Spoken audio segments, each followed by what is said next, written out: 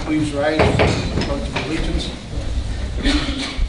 I pledge allegiance to the flag of the United States of America and to the republic for which it stands, one nation, under God, indivisible, with liberty and justice for all. Madam Clerk, please call the roll. Trustee Berrien? Present. Trustee Grant-Petrarchi? Present. Trustee Suisse? Present. Trustee Rogers? Present. Trustee Caprio? Present. Mayor Yukich? Present. Okay. Are there any amendments to the agenda? Okay. Is there a motion to approve the accounts payable for the period of May 27th, 2016 through June 21st, 2016? So moved. Trustee Berrien? I'll second. Trustee Suisse? Is there any discussion? Okay. All in favor? Aye. All opposed? Motion carries. Do we have a treasurer's report? Yes, we do. Okay. Thank you. I have the treasurer's report for May 31st, 2016. It's the first month of the new fiscal year. It shows the general fund with a cash and investment balance of $4,494,328.70. The special event fund had a balance of $64,385.61. The environmental fund had a balance of $59,692.60. The motor fuel tax fund had a balance of $2,664,711.10. Park and Recreation Fund had a cash balance of $2,649,598.89. The Debt Service Fund had a balance of $1,517,901. The Capital Project Fund had a cash and investment balance of $2,738,093.09. The EAB Tree Replacement Fund had a cash and investment balance of $483,688.71. And the last fund, the Bond Fund, had a cash and investment balance of $15,100,688.42 for a grand total, all funds, $29,773,088.12. And that concludes my report. Thank you, John. Does anyone have any questions for John? Okay. Public comment next.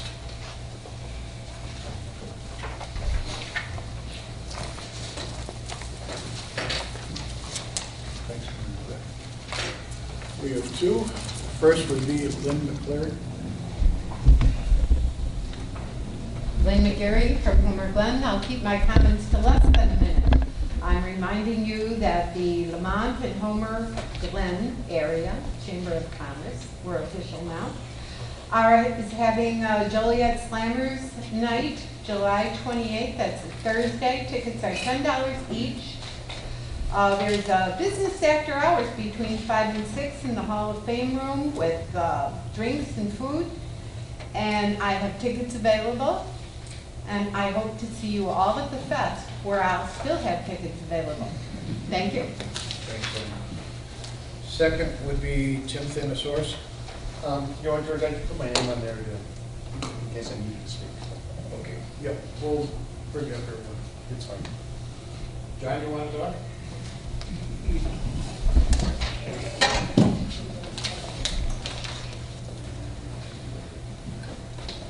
Yeah, I didn't sign in because I didn't think I was going to say anything. But anyway, I was going to bring up the same thing I said at the committee before this about the sidewalks on Bell Road, which is, they had talked about that, you know, and I'm a proponent of having sidewalks in new subdivisions and new buildings, whether it be commercial or residential.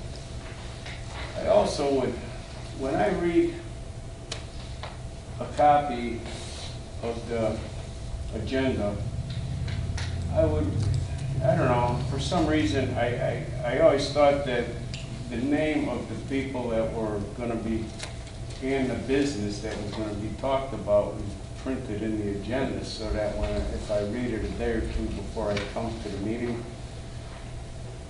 I wouldn't know if these guys are gonna put in a drive-through, you know, shop for what, you know, other than it's a drive-through. Is it for coffee or is it for smokes? In other words, kind of give us an idea what's going to be on the agenda and what kind of a shop is going to be, or store or whatever it is going to move into these facilities. Other than that, I couldn't figure out why Homer Township subdivision also is on there, because that's, I don't think that's a subdivision, that's commercial property, isn't it? Not a subdivision property, but I don't know. All right, other than that, I think I mentioned that, you know, there's a couple things I didn't, you know, and I did question, I thought that there was gonna be a new entrance put in there, but there isn't, which I think is good. Thank you. You're welcome, John. Thank you.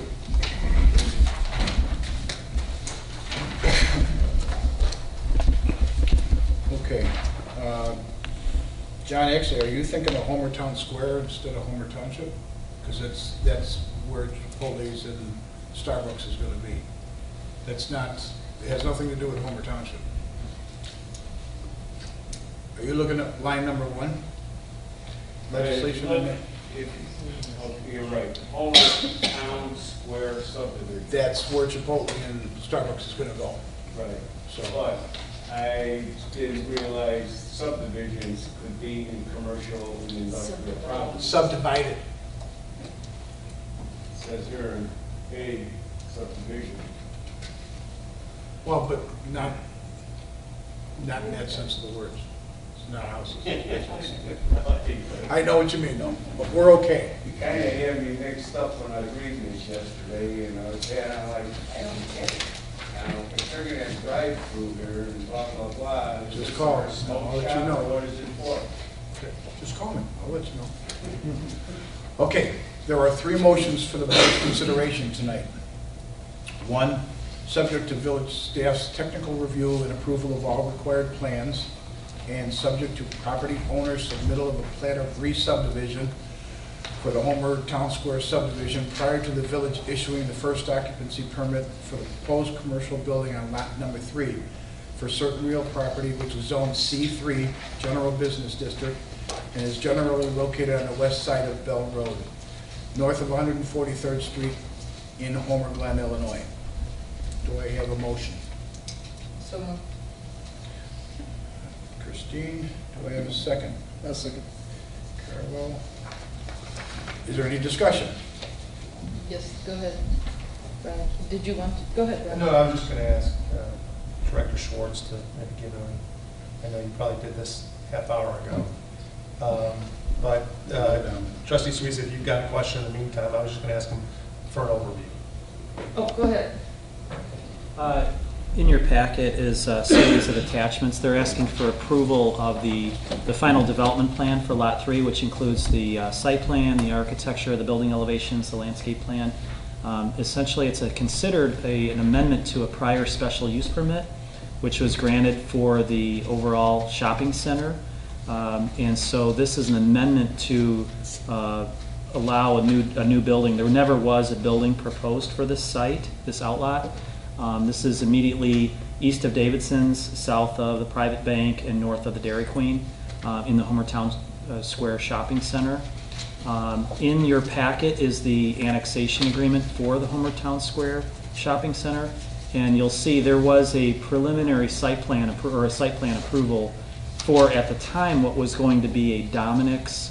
When Dominick's was the main anchor tenant, there was a site plan approved as part of the annexation agreement for a Dominick's fueling center with a freestanding drive-through car wash.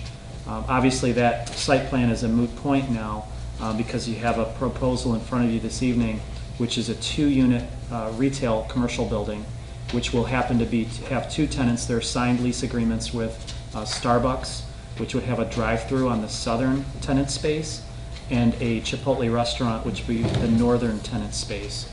Both tenants propose outdoor seating. So there would be a total of 6 bistro tables, 12 seats out in front of the building facing Bell Road. So you have 3 actions in front of you. One is the change to the special use, which granted the shopping center zoning, and then also the final development that's included with the final development plan for Lot 3. And there's a separate action that would be needed for the drive-through facility for the Starbucks. That requires a special use permit under your zoning ordinance, as well as a special use permit for outdoor seating, which is required under the zoning ordinance. There are I won't summarize, or I'll summarize. There are listed in your packet 8 deviations or exceptions to the village bulk requirements, which are listed in the packet. They're asking, the primary one is the on-site parking reduction from 41 spaces down to 31. As I indicated in the previous presentation, there are 796 parking spaces today at the shopping center. Under our code, they're required to have 715. So they're 81 spaces above or surplus what they're required to have. So on site, they will be short 10 spaces, but through the shared parking easement agreement, which was recorded previously, the applicants have already provided legal cross-access and shared parking with the rest of the shopping center. Staff does not have any concerns about that. And even accounting for the ultimate widening of Bell Road, which could potentially result in the loss of parking spaces along the entire shopping center, there is an overage in the code of 81. So it's nearly a net balance. And in fact, the applicant has indicated that they have room within their site to possibly reconfigure, restripe, adjust some drive aisles and things, so that even with the worst case scenario that Bell Road, the project does impact their existing tenants, that they would still be above and meeting the village's code required parking. The other variances relate to the fact that the shopping center predates the village code, and they're looking to have some reductions in the yard requirements. So for example, there's a 30-foot grassy yard requirement between a parking lot and a property line, and they're at, the dimensions are in your report, but they're less than that, because they're trying to match the existing shopping center while also accounting for the ultimate Bell Road widening project. So they're pre-planning. And then the last thing, the architecture. There's a small sign setback variance as noted in your report. I think it's from 15 feet to 10 feet on one side and 15 feet to 4 feet on the other. There's also the building elevations are essentially matching the buildings that are out there today. And in fact, they have more brick on the new building than the existing shopping center. They're providing the EFIS or man-made stucco material, which are the beige areas there on the color exhibit, as a backdrop to the signage. And that material is pretty common because it's something you can paint and patch over time as you replace tenant signage. Hopefully, again, we'll have these tenants for a long time. But they're providing more brick on the new building than they have on the existing shopping center. But the architecture is compatible, the style of the building, the material, they have a material board there if there are any questions. They're basically going to match what's out there today. And that's kind of the quick overview of the project. Sharon? Yes, several. Director Schwartz, did you say that they may lose some front parking in the future, or? We believe because of the Bell Road, the significance of the Bell Road widening project, the Will County Department of Transportation is working with this landowner as well as all the business landowners up and down Bell Road. There could be some impacts, likely impacts to the furthest row of parking that's closest to the right-of-way. And I believe we counted approximately 90 spaces that could be impacted by the right-of-way taking or the right-of-way acquisition. But having said that, as it stands today, based on the current tenant mix of the shopping center, the property has a surplus of 81 parking spaces. Okay. So it would be a negligible deficiency, even if all of those parking spaces were taken by the right-of-way project.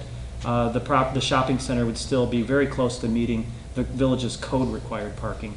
And again, the applicant has indicated they've sketched out some ideas for how they could recoup some of that lost parking by just reorienting maybe some of the rows and doing some creative site design. Okay. Well, Mr. Sanasoris, I do want to thank you for your time today on the phone. And I just wanted to, what I want to do is you were most willing to abide and help the village with the lighting ordinance, because that's, you know, I'm a chair of the Environment Committee as well. And actually, I didn't know we were not doing reports today, because that was going to bring up our stargazing event with that lighting aspect. So, and so to avoid future complications, I would like to amend the motion to add on to number 1, because there is requirements, because this property is little over an acre, and so there's lumen requirements that have to be brought down. And I know, like on your schedules, you had 40K, which is 4,000 Kelvin, and that we require 3,000 or even less. I did not know if you knew that there are amber LEDs out there that doesn't. Maybe this company you're using, you might want to look into that too. And I also had a question on the schedule. There was 8. I don't know. Are those bollards? No, we're not going to use any of the bollards. Those are not. There's not going to be Bollards. I mean. Yeah. No, there's not going to be. Okay. All right. So the motion that you read, Mayor, the only change, and 2 changes maybe, where it says including certain variations. I don't know if we have to refer to 1 through 8 to make that very clear on page 5 and 6. Those variations to add on as listed on pages 5 and 6. They were doing all the parking variations, the site vision triangle for the trash, if we need to list that there. And also number 1, I would like to amend the motion to read, subject to village staff's technical review, approval of all required plans, and in compliance with the village's exterior lighting ordinance. And then we go on to number 2. Okay. We have to re-motion. Well, if it's accepted by the, Christine? if you're willing to accept that, whoever seconded is willing to accept that amendment. Sure. I can second. Sure. And if I could just clarify something too. We certainly could have, when we drafted the first ordinance, number 21, 16-21, listed all of those in the ordinance, and we could still do that before they're signed. But I think it's covered under section 3 that talks about the final development plan being approved, because they're sort of tacitly implied in the fact that if you approve this development plan, those variations are there. Okay. So, well, as long as they know that we're working with them on that too. I did have a question as well on cross-access. Is the village, are we trying to facilitate something? It says that on a cross-access from Menards and Mr. Thin Source's property, that they're supposed to join the 2 stubs together. yes, I'm just going to be very brief on this. Late in the day on Thursday, or late in the day Friday, I should say, we received a letter from Menard's corporate office regarding, just reminding the village that Menards has its own annexation agreement with the village, and this Homertown Square has its own annexation agreement with the village. And the timing of those annexation agreements came at a time when the village was really desirable. It's desirable to bring them into the village, and they willingly did come into the village. The annexation agreement, if you read the language, it really just says that the parties will work cooperatively together to try and make this cross-access happen. And certainly the village staff will continue to work with both parties to see if there's a solution to that. There isn't a hard and fast condition per se in the annexation agreement that requires it at a date certain or by any one party. I think the parties have had several meetings in the past that were described as amicable. There's obviously a question of who would pay for what and what the timing would be. But the village is open to solutions to make that happen. We're not recommending, and the Plan Commission earlier did not recommend a condition as far as mandating the cross-access happen as a condition of approval for this last outlet development. Mr. Thanasaurus, on the property, how far does your property go before it attaches to Menards? It's the entranceway, the north entranceway is on our property, and the lot that's vacant becomes Menard's property. There's about 10 feet. Right. Okay, so you're looking at 10 feet? Correct. The way it was written, is it just each one doing their part to install the cross-access? If he only has 10 feet before it becomes Menard's property, does Menard's plan on doing the balance of it? That remains to be seen. There's a little bit of design work that still has to be done. What I was going to try and show you on the map here is an overview. If I can just get right back to where I was. There we go. Do we need the lights down? Is the board able to see the screen? Can I just maybe turn one set of lights off? Yeah, you can turn the set off. Yeah, thank you for taking that board down. All set. Probably the other one. I think a picture is 1,000 words, so we'll show you briefly. So can everybody see the screen there? It's an aerial photo of the northern part of the Homer Town Square Shopping Center, which I'll use the arrow to show you. This is their retention pond. There is a parcel of land with the east-west section of roadway already constructed. That parcel of land actually belongs to the village, and that section of roadway belongs to the village. At one point, there was a plan to extend that road west across the ComEd right-of-way and into a residential subdivision that has a stub street kind of waiting for it. That never happened. The properties to the north, the two here, are outlots that are owned by Menards. There's an outlot here and an outlot here. And if I zoom out a little bit or bring the map down, you can see the section of roadway that's running on an angle is Menards' a driveway that they connected from in front of their store to that road, which was going to go, at some point was going to connect. So Menards has these two outlots. They would like to maybe eliminate this angled section of pavement and either bring it straight down, almost like a frontage road aisle, or where the other road here behind it is stubbed, bring that south, and then you'd have two outlots without this road traversing, where they can build another building.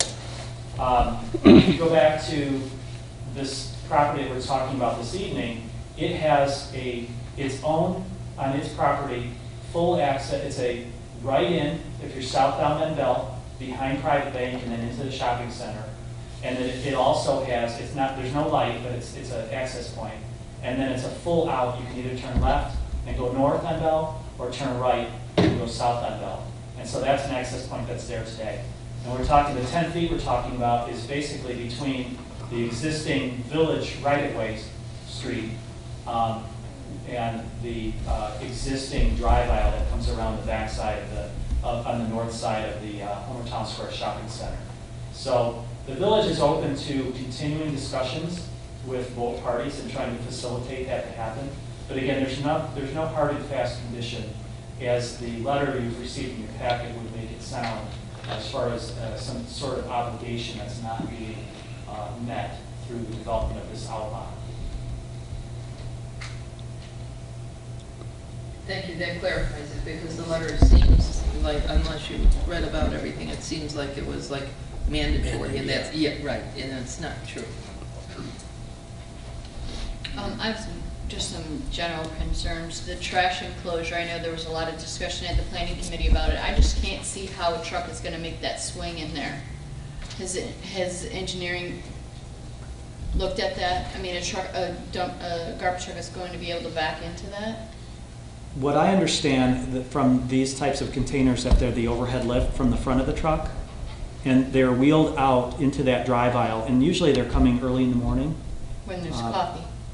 It's possible that there would be some, I let the architect explain, this, we've looked at different scenarios as even before the case was filed, as to where The best place to have it accessible to the employees, so they're dragging garbage closest to the building and they don't have to go across the drive aisle or go across the drive-through lane or anything like that.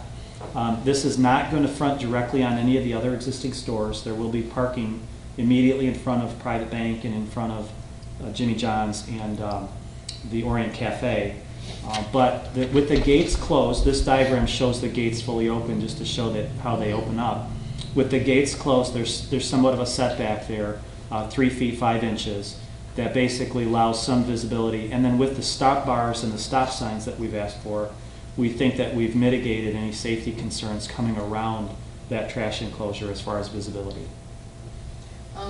I've done a couple of Starbucks, developed a few of them, and just from experience, what I would recommend doing is bringing an outlet out there to that trash enclosure, because what you can do is have a trash compactor.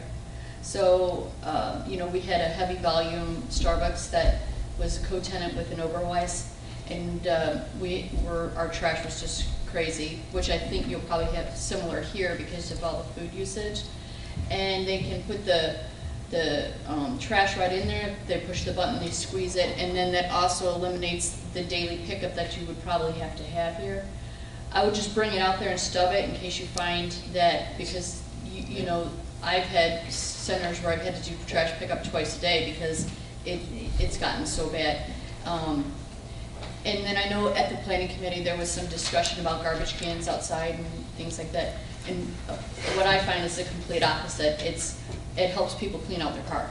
It doesn't help them. They're not going to drink their coffee while they're ordering and then dump it. They're going to throw out their McDonald's that they had 2 days ago and put it in there.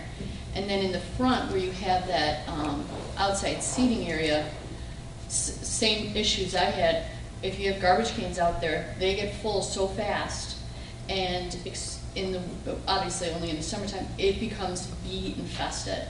There's just bees everywhere, and then people don't want to sit out there and eat, and you're fighting off the bees.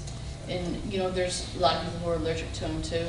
I would encourage you to keep the complete opposite of what the planning committee is. Keep the garbage inside, and I think even one of them had mentioned it basically turns in, because I do it myself. If I have my coffee or my drink from my lunch and I'm going through the drive-thru, I try to find the nearest garbage can. So you're just bringing garbage to that site as opposed to thankfully I don't see too many people throwing coffee cups out their window at the drive-thrus. I just don't see it happening. But I would just really, it wouldn't be anything for you to bring, and not, so that it's not an after fact, so that you're not, I'm not saying you have to put a garbage disposal in there now, but it is something that, and it's gonna keep the odor down because it's all enclosed. When you put the trash in, it's almost like at least the one that I had, you open it and you close it and it's shut all the time, and there's no way for garbage to overflow. You eliminate a lot of, if on a windy day, garbage flowing around in the shopping center. And the compactor hardwired? Pardon? Yes. It was hardwired? Yeah, that's why you need to think about that when you're building it now, is to bring that electric out there so that you're not cutting into the asphalt after the fact, doing it later. And I'm sure these are triple net leases, so it's just a pass through off to them anyway, and it's just going to keep the garbage down. You're going to save on maintenance cleaning out there because you're not going to be garbage isn't going to be flying out around there. The pickup, I think I had ARC Disposal who did it. The pickup it's going to be a wash at the end because you're not going to have to go out there every single day. But it's just something to keep in mind. Okay, thank you for that.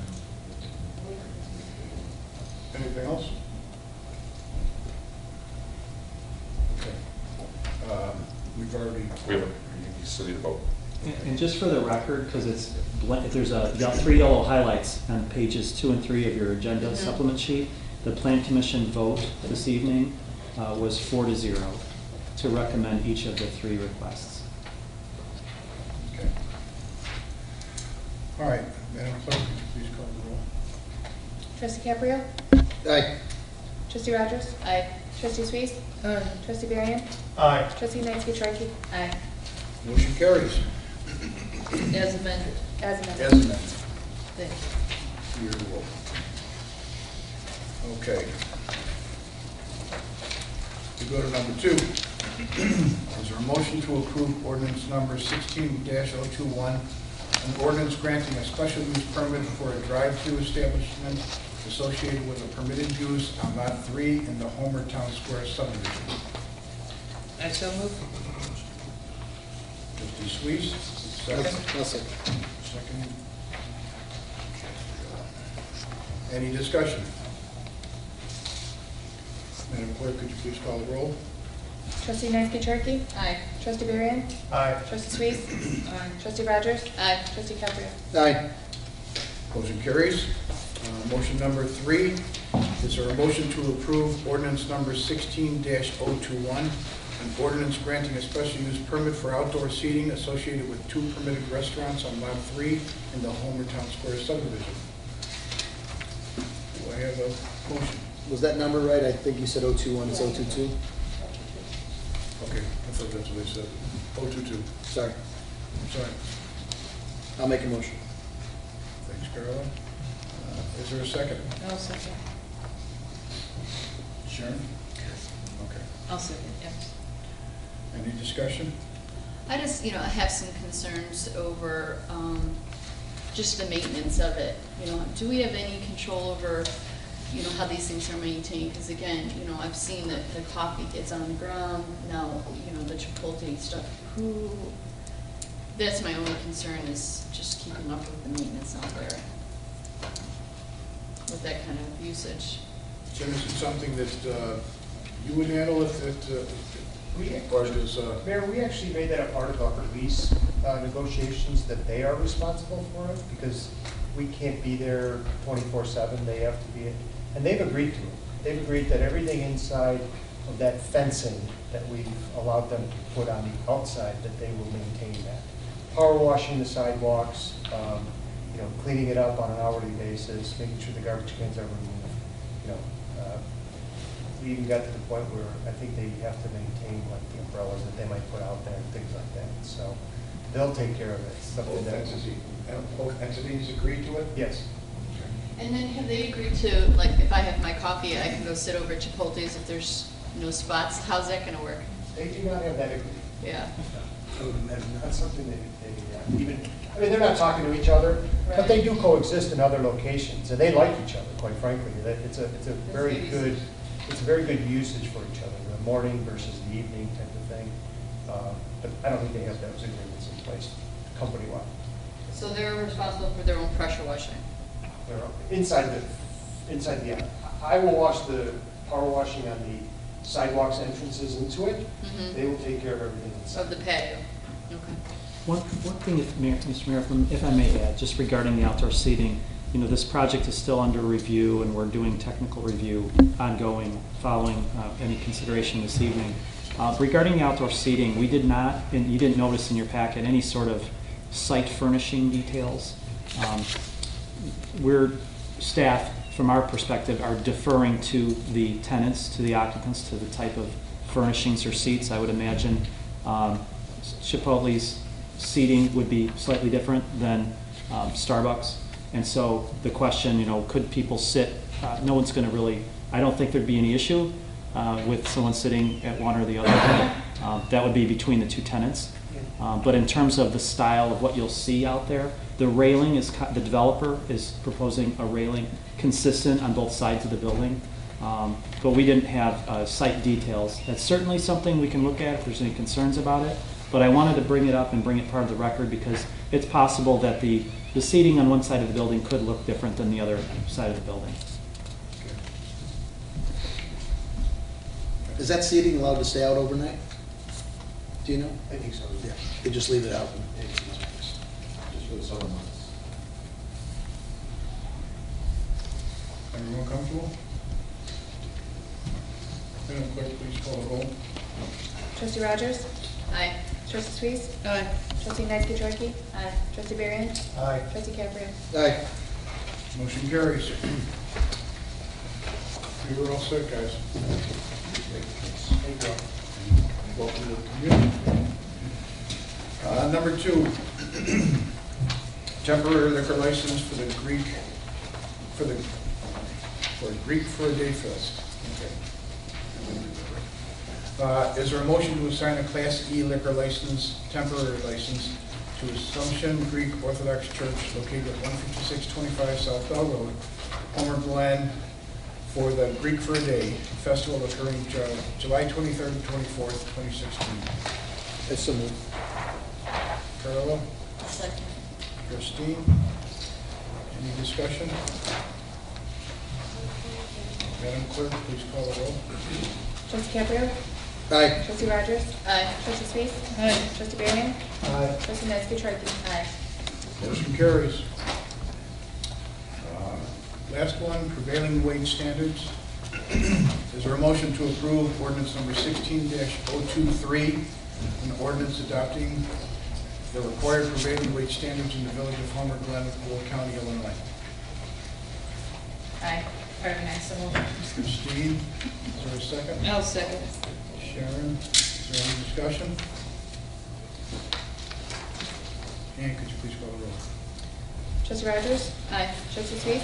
Aye. Trustee Nazary? Aye. Trustee Caprio? Aye. Trustee Barron? Aye. Motion carries. Is there any old business? Is there any new business? Is there a motion to adjourn? That's so moved. Carlo, second. Second. Any discussion? All in favor? Aye. All opposed? Okay, we're adjourned.